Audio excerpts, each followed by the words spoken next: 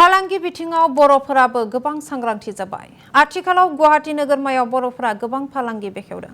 दिनै नोगोरमानि बरागाव बिरखं दालांनि साखाथियाव गोदानै बेखेवनाय जाबाय आदाबाजै हटेल।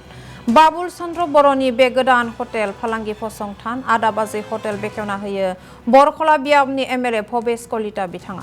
बेखेवनाय हाबाफारियाव नुजाथि खौसेथि बर' सुबुं गौथुमनि आफादगिरि डक्टर बाबु बर' बिथाङाबो आरो जर'खायै आदाबाजैयाव बर'नि दोरोङारि जानाय खाजा मोनगोन होननानैबो मिथिहोदों। फालांगि बिथिङाव बर'फोराबो गोबां सांग्रांथि जाबाय। आथिखालाव गुवाहाटी नोगोरमायाव बर'फोरा गोबां फालांगि बेखेवदों। दिनै बरागाव बिरखं दालांनि साखाथियाव बेखेवबाय आदाबाजै हटेल। बाबुल चन्द्र बर'नि आदाबाजै हटेल बेखेवो एमएलए भबेश कलिताया। नुजाथियो इउबिपिएफनि आफादगिरि डक्टर बाबु बर' बिथाङाबो।